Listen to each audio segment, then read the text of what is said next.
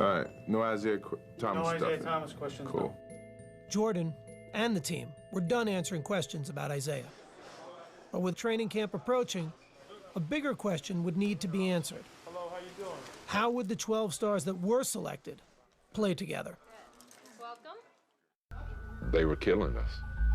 Then I noticed that Micheal Jordan's not. Daly watched as his players failed to make up the deficit. And in their first taste of outside competition, the Dream Team lost. A story their coach didn't want the press to get their hands on. I remember Chuck saying, as soon as the game ended and we were getting ready to let media in, it was erase the scoreboard.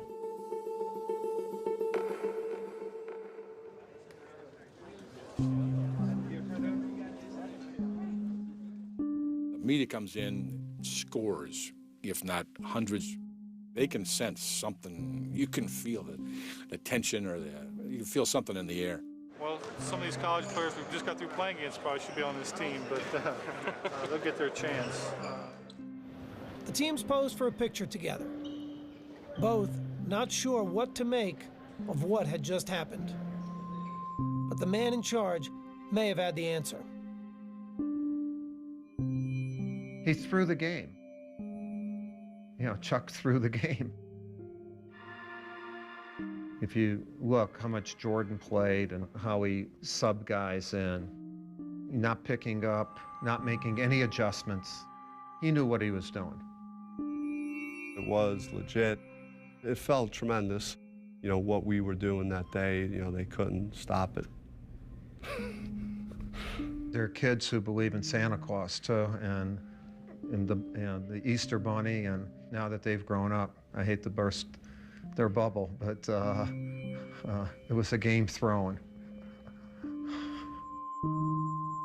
Not many people would have done it, and he did it.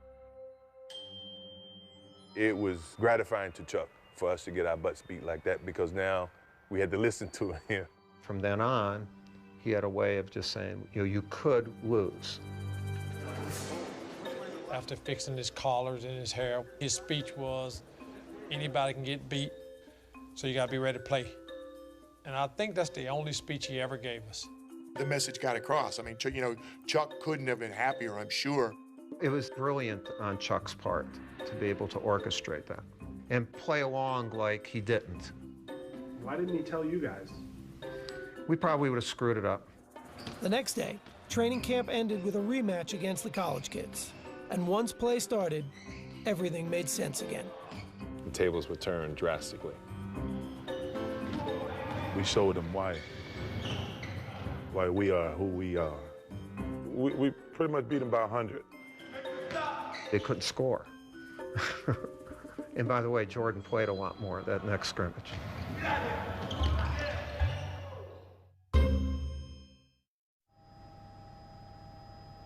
Before the Dream Team could play in the 1992 Olympics, they had to qualify.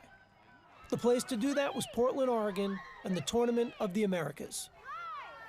It would be the public's first chance to see the NBA stars together in a game, especially Jordan, Bird, and Magic. Daly had asked all three to be team captains, but Jordan had turned him down. I knew how much it meant to both of those guys because they never had the opportunity to play on the Olympics. So I said, you know what, Chuck, don't worry about me. You know, let these old dogs do it. Magic and Bird weren't just the team's oldest players. They were also the most revered. They had entered the league together in 1979, embarking on a rivalry that had redefined the NBA.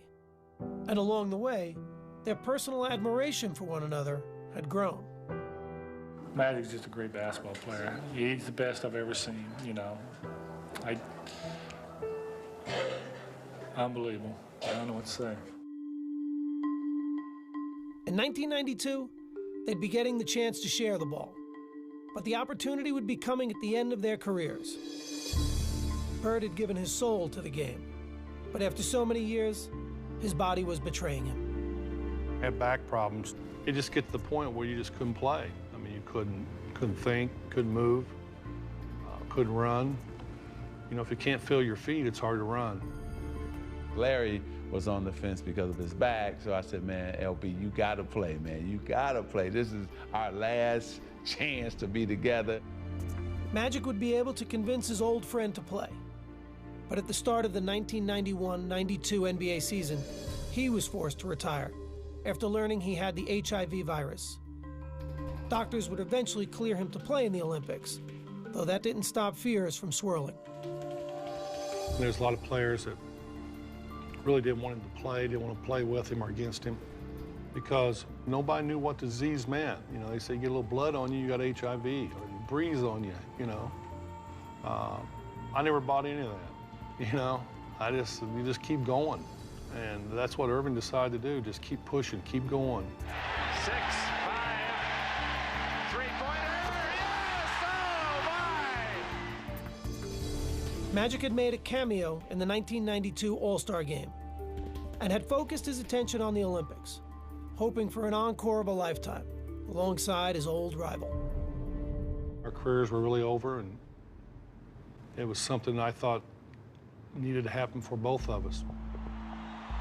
Their debut would take place at Portland's Rose Garden, with their team needing to medal in the Tournament of the Americas to qualify for the Olympics.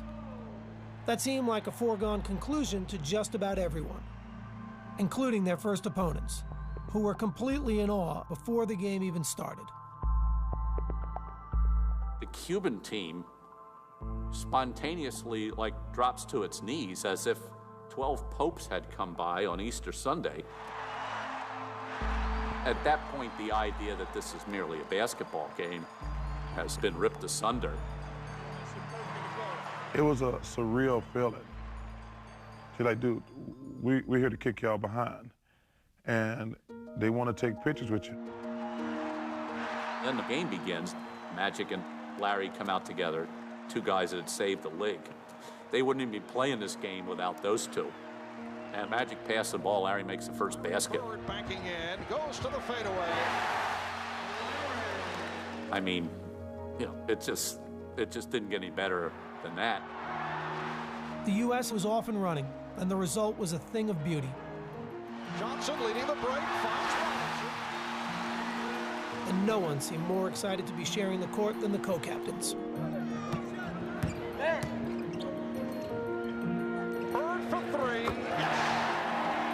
Opening night was a smashing success, with the outcome never in doubt. Oh, a bullet from Magic to Portland.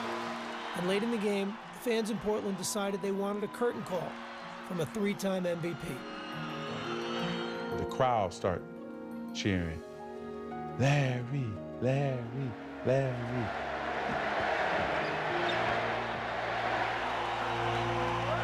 Crowd reacts to the entrance of Larry Bird, a standing ovation.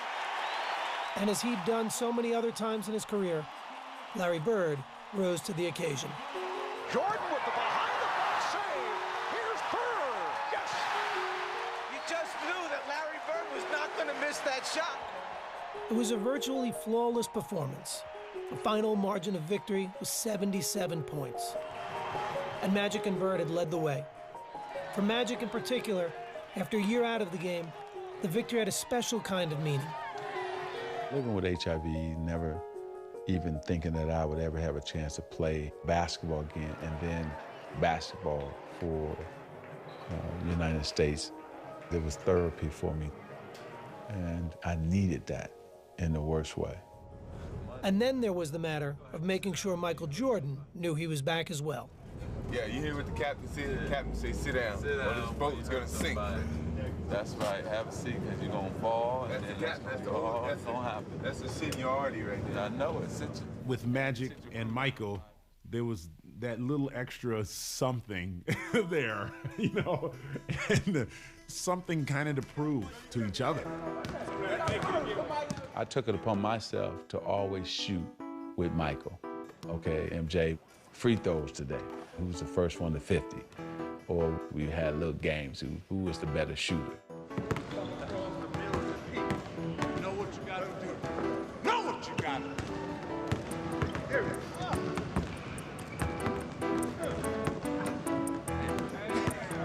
He didn't want to relinquish that control of 80s, in a sense, even though we were going into the 90s. Don't touch the phone. One hand, don't touch it. Dang! Don't touch it.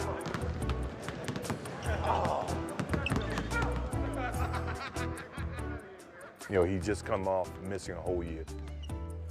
So it was who can win, who's gonna have the bragging rights by the end of this trip. You can't get too close to Michael, it's a foul. You haven't committed a foul in almost a year and a half, man. How can you talk? Michael's always tried to let people know that he's the top dog in whatever. That's just his competitive mode. I'm the young guy with the elder statesman. These old guys, they got arthritis. They can't stand in one spot too long. He's a young puppy. I'm the big dog here. Whatever I say goes. While the winner of Magic and Michael's Can You Top This challenge remained in doubt, when it came to facing the competition in the Tournament of the Americas, the team stood united. When we took the court in Portland, which, you know, we're on home ground, we wanted to showcase to the fans who would be representing them. The lead is 30. Steele. Jordan. I'm gonna send a message around the world today that y'all can give it up. You foreigners can give it up. Mullen with the steal. Stockton has Mullen. Goes the other way. Stockton set him up perfectly. The Americans won their 6 games at the tournament by an average of 50 points. All right, Larry, your impressions of tonight's game. The gold medal was no surprise. But what was unexpected was the team's interactions with their opponents, who showered them with adulation before, after, and even during games. Patrick Johnson and Oranga shaking hands after his shot. The Tournament of the Americas had served its purpose. The U.S. had qualified for the Barcelona Games and given the world its first glimpse of what was coming later that summer. I just want to say this is just a small step to what our goal really is, to get to Barcelona, win the gold medal, and bring it back where it's supposed to be. Thank you.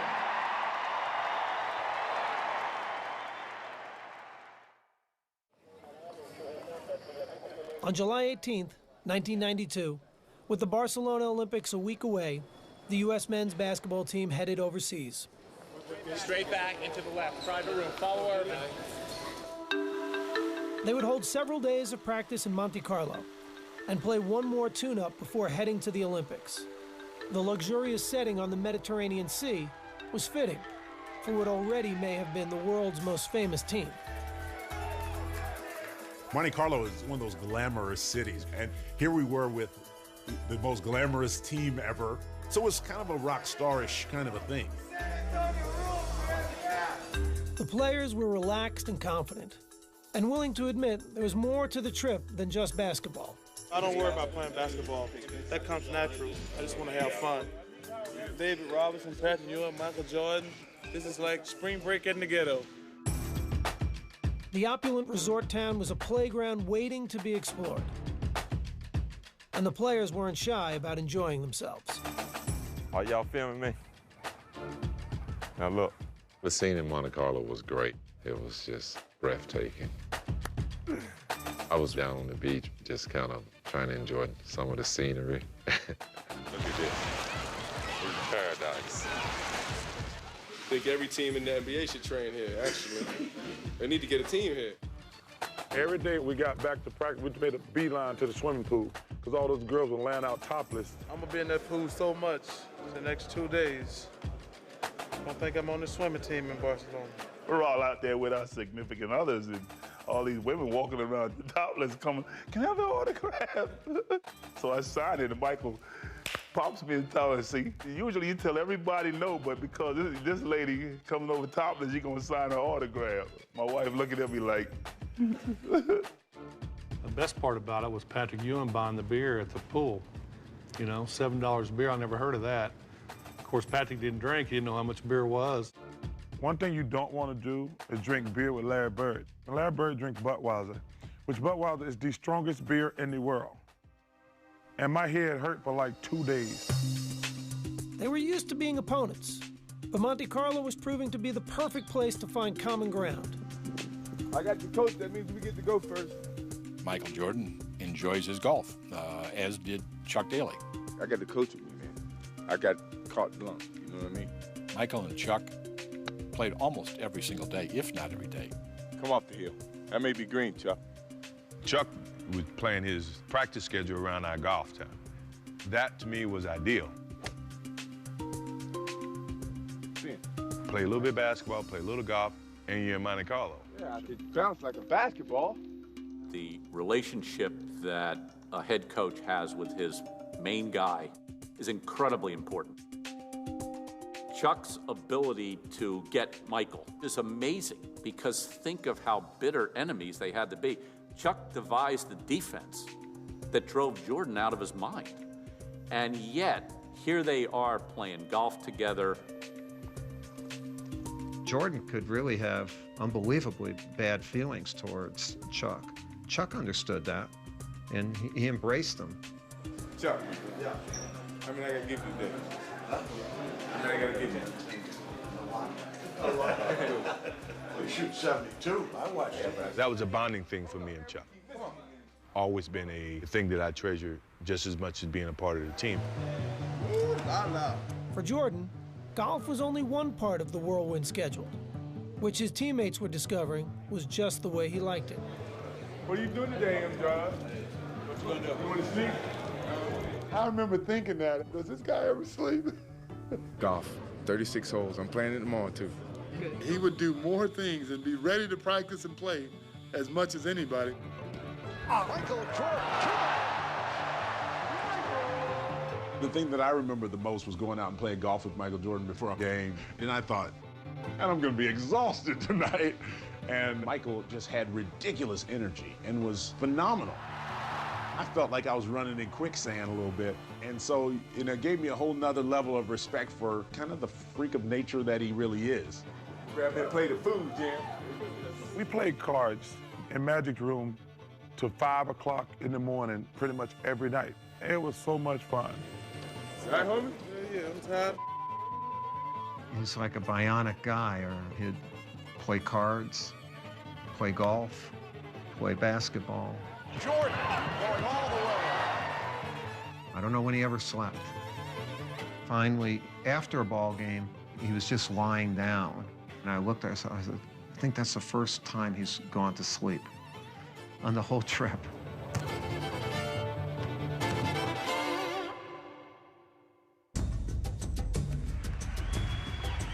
After a few days in Monte Carlo, the players returned to the court for an exhibition against the French national team.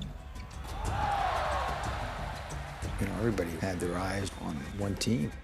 We could feel that it was just such talent, such incredible skill, and it was just such a pleasure to watch.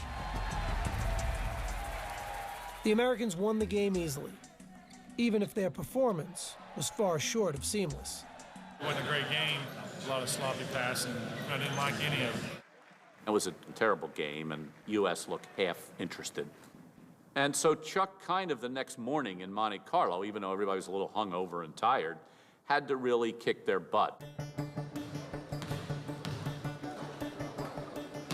Chuck says, okay, this is what's going to happen. We're going to play it like a real game. We're going to play 4 quarters. We had me, Scotty, Mullins, Bird, and Patrick. And Magic had his 5. We weren't going to change that team at no point in time. You got your 5, I got my 5. We gave them the college guy. You can have Christian Laettner. We don't want him. You can have him. He's just over there waiting to tag in. But it was about pride. And the college kid couldn't help either one of the teams.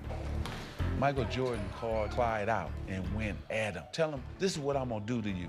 Fall away jumper, good. What did I tell you? So I said, no, Clyde, you better get him back. You better get him back. Charles Barkley said, I want to take Karl Malone now. So Charles gets it, fall away jumper, good. I said, oh, Karl, you got to get him back. You better go down there and get him back. Karl went right at him, jump shot. You ain't nothing, Barkley. So then I came down.